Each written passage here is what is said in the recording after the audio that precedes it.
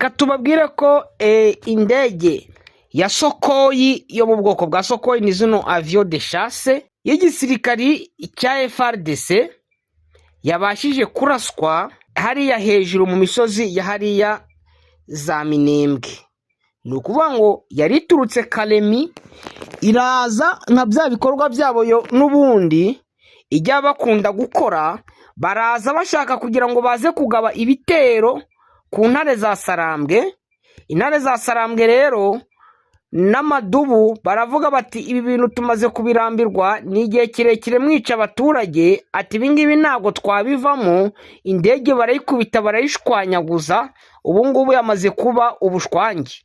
Rwose mucyumve neza, iyo ndege yamaze kuba ubushwangi, yamaze kuraswa, ubu ngubu ntabwo ikiriho. Ayo ni amakuru yihutirwa, ni breaking news, ni breaking news rwose. Indege yo mu bwoko bwa Sokoyi nibaba ntiwapfa kuribona, nibaba ntiwapfa kuri. Nubwo narwaye ariko ntabwo bimbuza kugira ngo mbagezeho amakuru yihutirwa. Abakunzi b'Intare official, ndemeza ko mumeze neza, Uwiteka Imana akomeze abane namwe. Murabizi ko abantu twagiye tujya mu ngendo zigiye zitandukanye, kandi hariya muri plane ni ahantu haba ikintu bita umubu. Ubu ngubu Clever Bemba rwose nabashije kurwara malaria, ariko ntabwo bimbuza kubagezaho amakuru mbazaniye. Rero ni imirwano itoroshye n'ubundi iri kubera mu bice bigiye bitandukanye ahangaha muri Sud Kivu, ndetse n'uburyo M23 yivanye muri Makobora. Turaza turebere hamwe uburyo ubwato bwabashije kuraswa, igisirikare cya FARDC kikavuga ko ari ubwato bwa M23, ariko ku makuru dufite bakavuga ko ari ubwato bwa Kiliziya Gatulika. Ubwato bwa Kiliziya Gatulika ahangaha baravuga bati wenda turaza tubirebere hamwe ngo intambara yari kubera donc kuva mu mujyi wa Kalemi, ubwo M23 yashakaga kugira ngo yinjire hariya muri Kalemi, igisirikare cya FARDC cyaje gukoresha indege kiza kurasa ubwato bwa Kiliziya Gatulika hariya muri Uvira. Byose turenda tubirebera hamwe. Ni ukuvuga ngo kuri raporo ya Karundu niho ubwato bwabashije kuraswa, ariko n'ubwa Kiliziya Gatulika. Reka tubanze twarebera hamwe impamvu M23 yivanye muri Makobora. Yivanye muri Makobora rwose ni mu ntara ya Kivu y'Amajyepfo muri Repubulika Iharanira Demokarasi ya Kongo. Ingabo z'ihuriro rya Alliance Fleuve Congo zikuye mu gace ka Makobora gaherereye hagati ya teritwari ya Uvira na teritwari ya Fizi. Nta mirwano ibaye muri ako gace. Amakuru yizewe aturuka ku baturage ndetse no ku nzego z'umutekano avuga ko ku gicamunsi cyo kuwa kane, umunsi w'ejo kuri Noheli, Alliance Fleuve Congo M23 yavuye muri Makobora yerekeza mu bice byo mu birometero hafi y'umujyi wa Uvira. Makobora yari imaze igihe iri mu maboko y'ihuriro ry'uyu mutwe wa Alliance Fleuve Congo. Nubwo kuva kwabaye hatabayeho imirwano muri Makobora, ubwayo umunsi wabanje waranzwe n'imirwano ikaze yabereye ku misozi ikikije irimo Kasekezi, Bangwe, Ngarura na Makobora ya mbere, nk'uko byemezwa n'abaturage ndetse n'abashinzwe umutekano. Umwe mu baturage yagize ati guhera saa 8 z'amanywa zo ku munsi w'ejo twabonye ingabo za Alliance Fleuve Congo zerekeza Uvira zitwaye imizigo yazo. Ku ruhande rw'ingabo za Repubulika Iharanira Demokarasi ya Kongo zatangaje ko zisubije Makobora n'uduce tuyikikije, zishimangira ko umutekano uri kugenzurwa n'inzego z'igihugu kandi ko ubuzima busanzwe butangiye gusubira ku murongo. Cyakora nubwo Alliance Fleuve Congo M23 yavuye muri Makobora, amakuru yizavuga ko izi ngabo zerekeje mu misozi miremire ya Rwanga no ku gasozi kareba Kigongo, agace gaherereye nko mu birometero 5 mbere yo kugera mu mujyi wa Uvira. Aho niho bivugwa ko izi ngabo zashimangiye ibirindiro byazo, ibintu bikomeje gutera impungenge ku mutekano w'akarere muri rusange. Ibi bibaye mu gihe umutekano mu burasirazuba bwa Kongo ukomeje kuba ikibazo gikomeye mu rwego mpuzamahanga, hakomeje guhamagarwa ibisubizo birambye binyuze mu biganiro bya politike n'ingamba zifatika zigamije kugarura amahoro arambye muri aka karere kamaze igihe kigarurijwe n'intambara n'umutekano muke. Murabyumva yuko ibintu ntago byoroshye, ibintu bikomeje gukomera mu gihe M23 rwose ivuga ati ngo twivanye mu gace, igakora iyo bita reprise strategique. Ingabo z'u Burundi na FARDC zashinze ibirindiro bishya mu misozi ya Murenge mu kwitegura guhangana na Alliance Fleuve Congo M23. Twari twabisobanuyeho, ni mu ntara ya Kivu y'Amajyepfo, teritwari ya Fizi. Amakuru yizewe avuga ko ingabo z'u Burundi hamwe n'iza Repubulika Iharanira Demokarasi ya Kongo FARDC zashinze ibirindiro bishya mu bice bitandukanye by'imisozi y'Umurenge. Nk'uko amakuru abivuga, kuva ku itariki 25 munsi w'ejo ingabo zatangiye gushinga ibirindiro ahantu hazwi nko kwa Nayo hafi ya Rutabura na Mugono, ni muri Bibogobogo. Muri aka gace hagaragaye ingabo z'u Burundi nyinshi zifatanyije n'iza FARDC, bivuga ko harimo batayo ebyiri.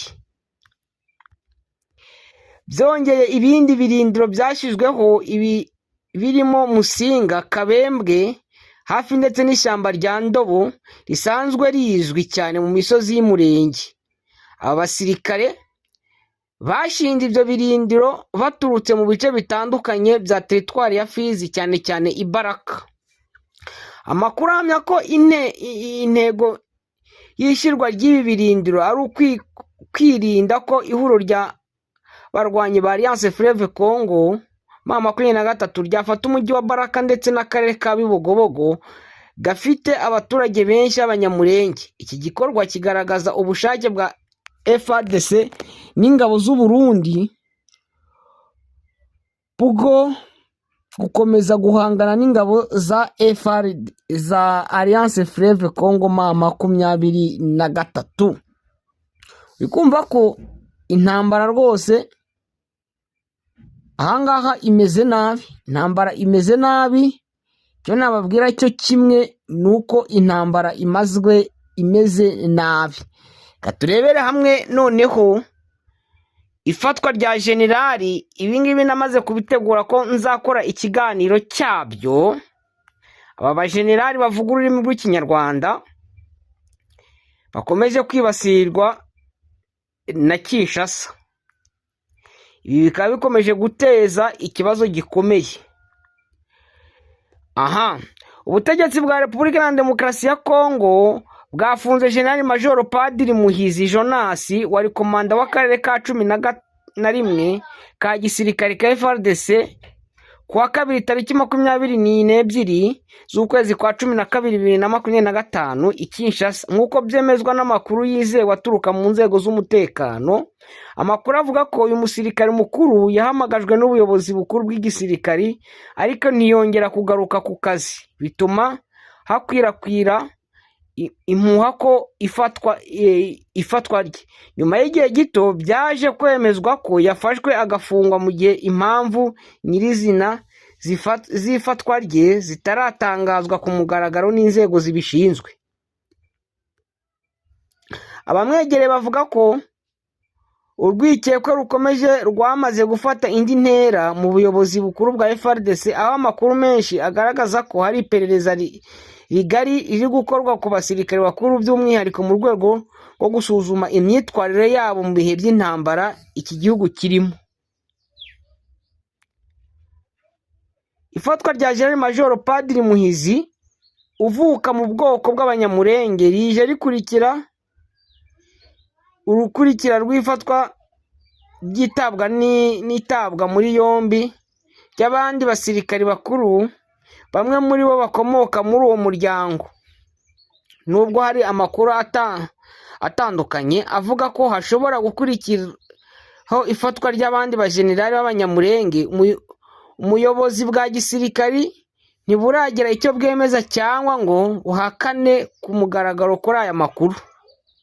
Uyu musirikari mukuru uzwi kugira uruhare rukomeye mu bikorwa bya gisirikare byo ibihe byashize birimo intambara yarwanye n'imitwe ya CNDP ndetse na M23 ya mbere. Ifatwa rye ku bw'isesengura rya bamwe mu bakurikiranira hafi ibya gisirikare muri Repubulika Iharanira Demokarasi ya Kongo ryongeye kuzamura impaka ku myumvire n'imikoranire iri mu nzego zo hejuru n'iz'ingabo mu gihe igihugu gihanganye n'ibibazo bikomeye by'umutekano mu burasirazuba bwa Kongo.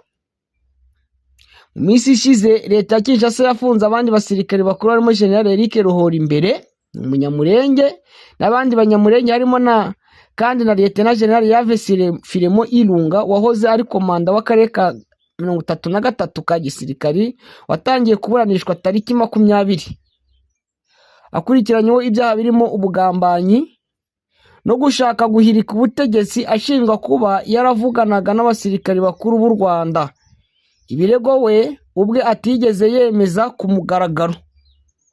Indi dosiye ikomeje kuvugwa cyane ni ya Brigadier General John Chibangu watawe muri yombi mu kwezi gushize, ubu afungiwe muri gereza ya gisirikari ya Ndoro i Kinshasa.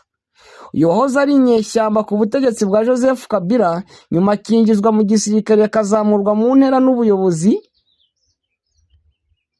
buriho yari yaragizwe komanda w'ingabo muri Kasai Oriental. Byongeye kandi General Christian Chiwewe wahoze ari umugaba mukuru w'ingabo za FARDC ari mu basirikare bakuru bafunzwe. Muri rusange abasirikare bakuru barenga 30 bose cyangwa hafi ya bose bagiye batabwa muri yombi bashinjwa guhunga urugamba mu mirwano ihanganyishije FARDC n'inyeshyamba za Alliance Fleuve Congo M23 MLDP twirwaneho mu ntara za Kivu y'Amajyaruguru n'iy'Amajyepfo. Iri fungwa ahanini ku basirikari bakuru rikomeje gutera impungenge ku isura y'ubuyobozi bw'igisirikare cya RDC, rikaba rinongera kwibaza ku ngaruka zayo mu makimbirane mu nzego zo hejuru n'ubushobozi bw'igihugu bwo guhangana n'ibibazo bikomeje kwiyongera by'umutekano. Cyakora Ntuza arabafunga, Ntuza rwose arabafunga gisegeti. Niba rwose batumva sinzi icyo azabakorera, ariko ikintu kiriho kimwe navuga nuko arabafunga rwose, arabafunga cyane, arabafunga cyane. Cardinal Frodolin Ambongo yagaragaje inzira ishobora kugarura amahoro muri Repubulika Iharanira Demokarasi ya Kongo. Mwumve noneho uno mubihaye Imana uko abivuga, nubwo mu gihe Repubulika Iharanira Demokarasi ya Kongo ikomeje kunyura mu bihe bikomeye by'umutekano muke n'uhungabana ry'ubumwe bw'igihugu, Cardinal Frodolin Ambongo